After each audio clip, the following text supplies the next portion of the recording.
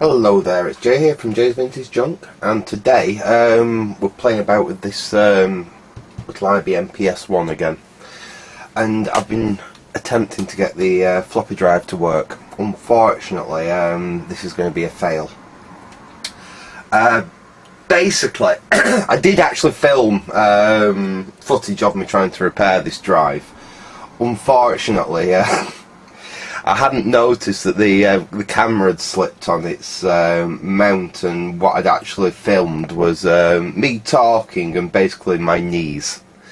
So it's not usable footage, but we didn't really lose anything majorly important anyway, because I haven't been able to repair this thing. I'll show you basically. In fact, we've got to get this cage off anyway, so we can do that now. And basically what's killed this drive is capacitors. I think it's probably one of the worst I've ever come across, actually, this particular drive, which is a shame because mechanically it's in really nice condition. In fact, I have a feeling someone has already had a go at this, and they've cleaned all the mechanics of the drive really well and re-lubed everything, re-greased everything pretty much perfectly, and obviously the drive still didn't work, and that's probably why they gave up on the computer and sold it, because I did buy this cheap off eBay. Anyway, basically under this board there's a lot of surface mount like these. Let me zoom you in a bit. In we go. Right, there we go. Well, basically, let me just cancel that from the computer. Excuse me. Basically, you can see these little surface mount electrolytics here. These are on the motor drive board. Actually, these aren't too bad. There was a bipolar one there, which was leaking. I didn't have a bipolar capacitor to replace it with, so I just did a little bodge and used two standard electrolytic capacitors to replace that bipolar one. But that wasn't the issue. I mean, the motor was still turning. What wasn't happening is it wasn't seeking, basically it weren't actuating the stepper motor. And the stepper motor is perfectly free to move. There's nothing I could see that's actually wrong with the stepper motor. When I took this board off, I think there was 10, either 8 or 10 surface mount electrolytics on there, and every single one of them was leaky. And it's a very packed, densely packed board. And as I started trying to take them caps off, the pads were just lit. No matter what technique I used, I even tried some hot air, I tried breaking them off, I tried heating them and walking them off.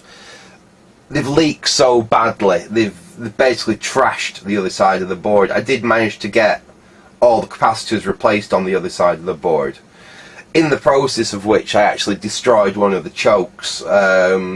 I was trying to get a capacitor off and using some tweezers, and I levered against one of the chokes and I actually snapped the choke in two.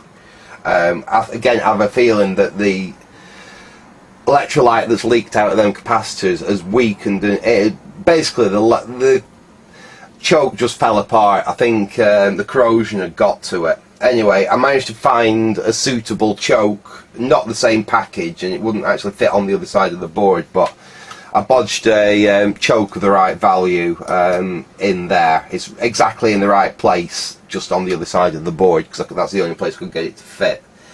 I did all that, and the drive's exactly the same. It still won't. Basically, it'll spin the disc, but it won't seek the heads.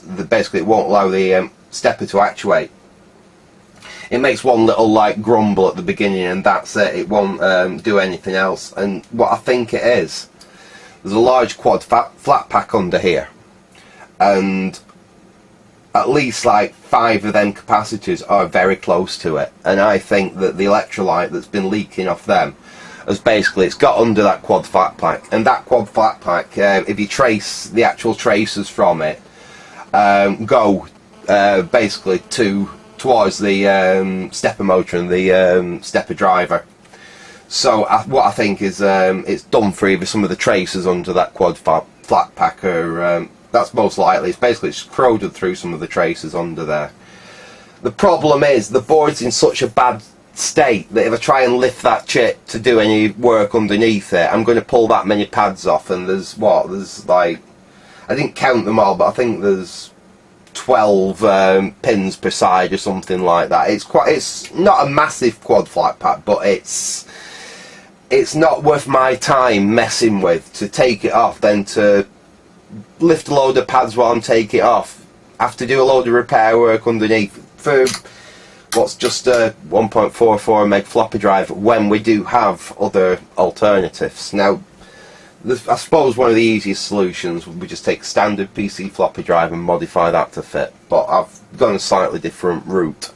I did mention before about thinking, oops, that's what happened to my camera before it slipped on its thing. I think I need a new tripod. It's getting a bit tired, this one. But what I've done is I have installed a oops, if we can get this camera to actually move now, come on. I've installed a Gotek. I've actually got this Gotek floppy emulator. I thought I had one. I've searched everywhere for it and I couldn't find it, so I actually had to order another one, and it arrived the other day. So I've got this working with a Gotek, and I'll show you what I've basically what I've had to do to get this Gotek to work on the IBM PS1, and this would also work for the IBM PS2 that uses the same non-standard floppy drive. Right, I'll disconnect this from the computer because this is completely, interchangeable. You could swap back to a standard floppy drive the way I've done this. I've not used the cable that comes with the IBM PS1. I've made my own floppy drive cable. Let me just, what I'll do is I'll disconnect this and I'll zoom in so you can see how this thing's made. Right, I'll bring it onto the table, and then we can I'll zoom you in. Right, that's better, until I zoom you into that. Right, okay, yeah, I think we can work with that. You can see that, can't you, what I've done. Right, basically what I did is I started off with, well, not a nice one like this one. I don't think I've got another one, but oh yeah, I have. I started off with a standard PC floppy cable like this one. It's one of the later ones where it's just got the one connector on it for a 3.5-inch floppy drive. But what it does have is it has the twist. Now, if you look at the where have I put it there? If you look at the IBM PS1 one, it doesn't have a twist. So the first thing we need to do is eliminate the twist. And all I did was I cut the cable off there. I undid that end, which you have to be very, very careful doing, but you can do. Basically, if you take a very fine screwdriver and you lift up the tabs at either side like that and lift this back piece off, you can very, very carefully peel off the ribbon there from the connectors, reposition it down here and crimp it back on. Basically, I just use a little vice in the workshop, put it all in it and close the vice up and just squash the cable back on like that. So I had a longer than original, but I had a straight floppy drive connector without the twist on it. Then we have to start modifying it. It's better to make the cable up like that first.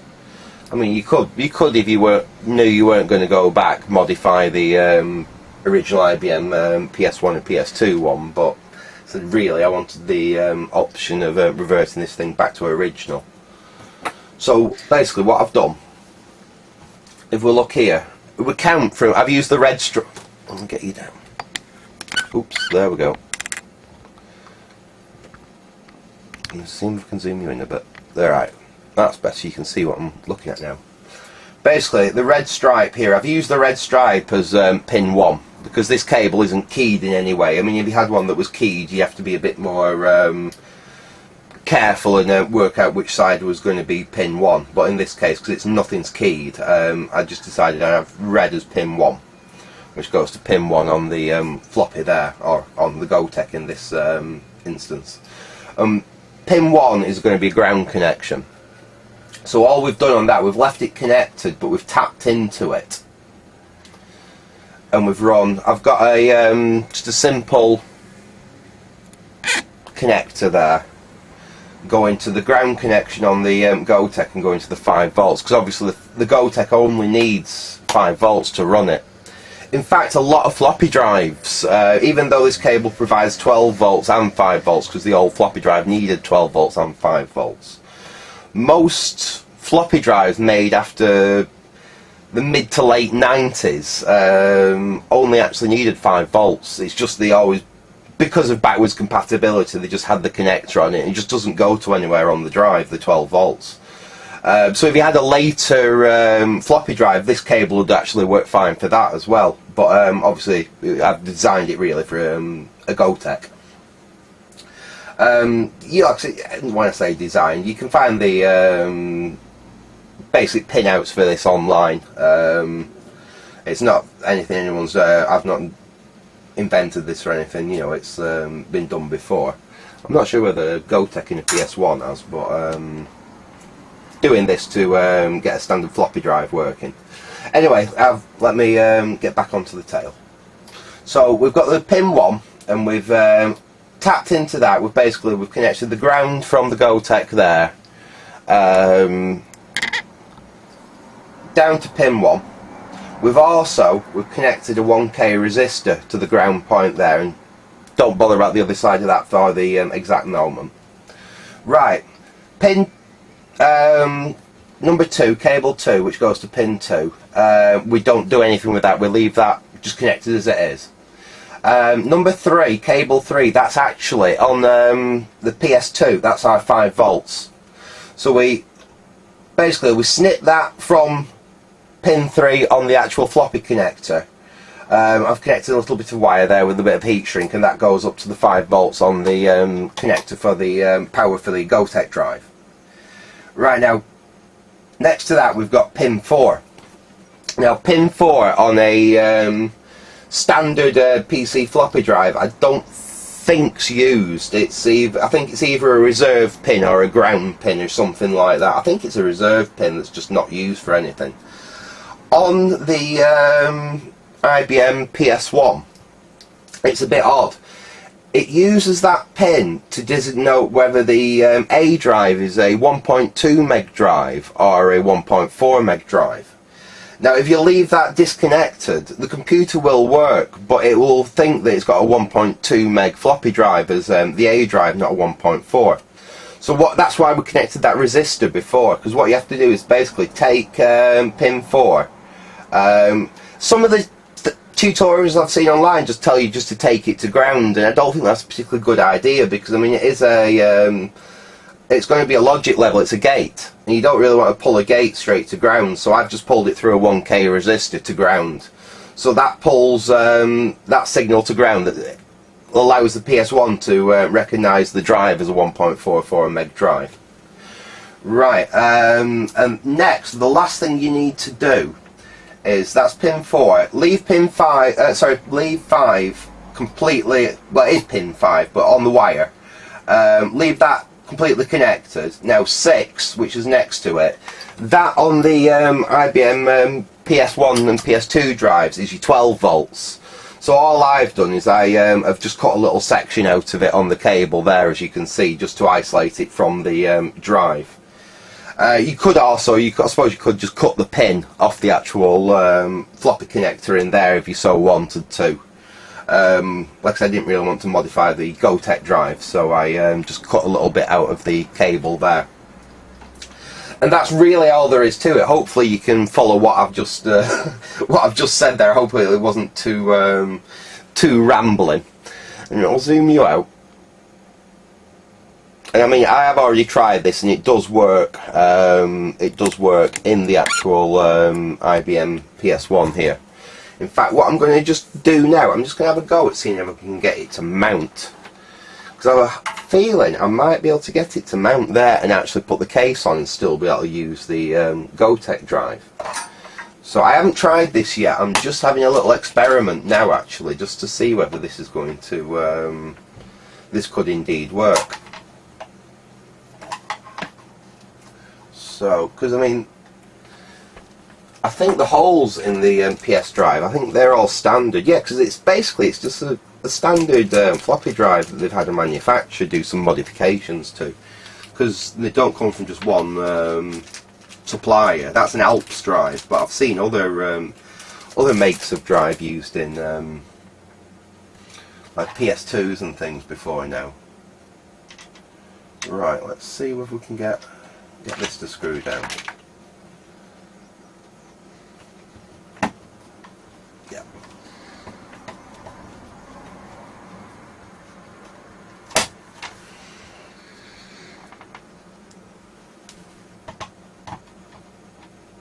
The only thing I don't particularly like about the Gotek drive is the fact that the whole case is plastic and you're just using these self-tappers. But I mean, I suppose there's no weight to it, so it's good enough.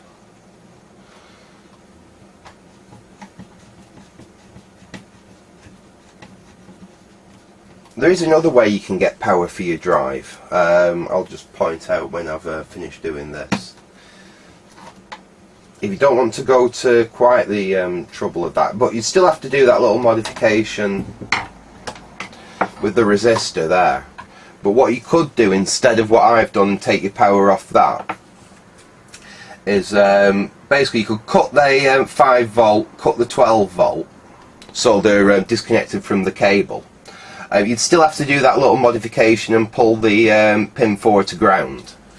But what you could do is, if you look on, this is if you've got the serial card rather than a modem, you actually have plus 5 volt ground and plus 12 volt on that connector there. So if you just made up a straight connector, basically you could plug it onto there. I think an Amiga 500 has exactly the right connector in it, because that used one off the board onto the drive. You could use a connector like that from there straight to the floppy drive, and that would work as well. But this, I think this is just a slightly more elegant solution. Let's see whether this is going to fit, and then I'll, if it does, I'll give you a little demo of it working. So that's clipped in place. Let's plug let's pin 1 to there. Obviously my cable's a little bit longer than the original, but I could have made it shorter, I suppose. It will flatten down nicely like that though. There we go, so that's the Gotek drive in place. Let's put the cabinet back on, and we'll see how well we'll see how well the front fits. I think it goes on, yeah. So that goes on like that. Let's try, because obviously mine's a modified front that screws on.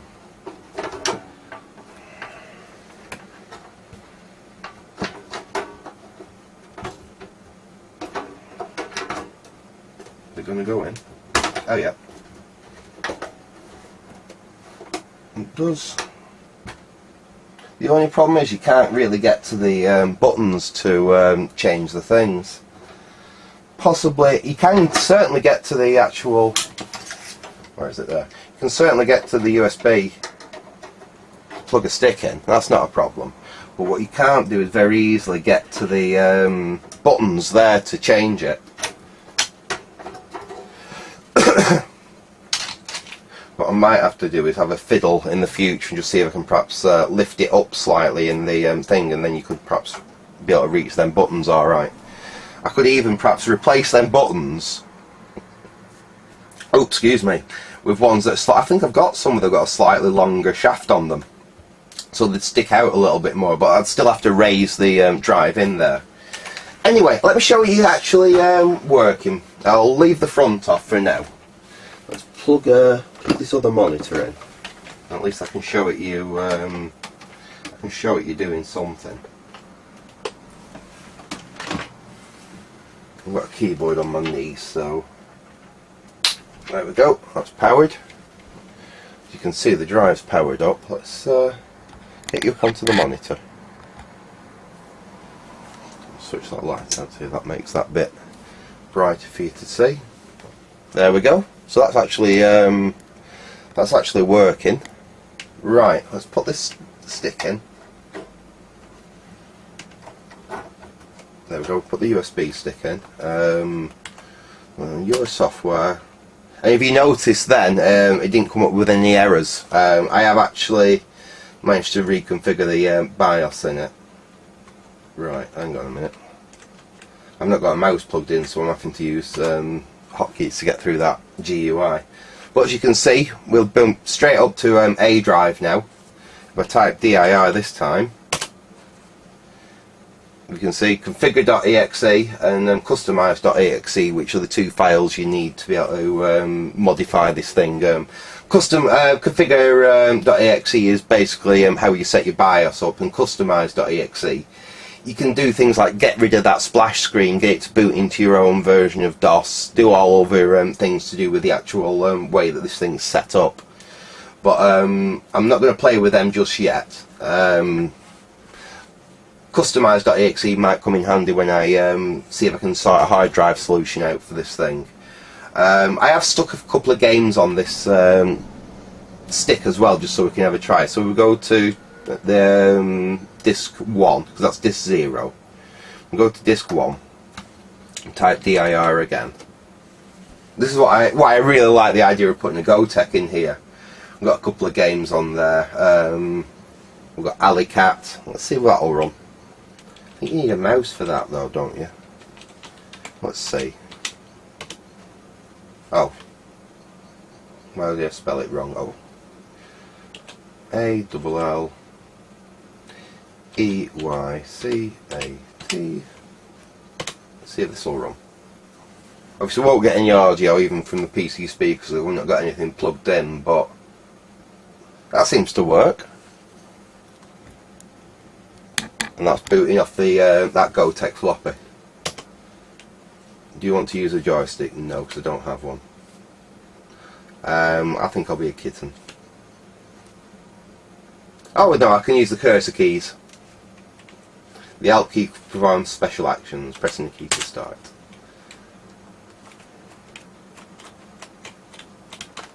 Just so. It works.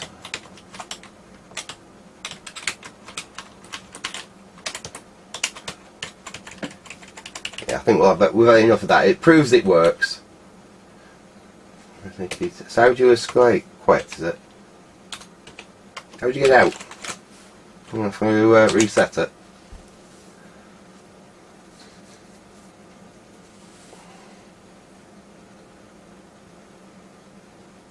The computer, alright, yeah, it just boots back to the thing, so I have to get back out of this.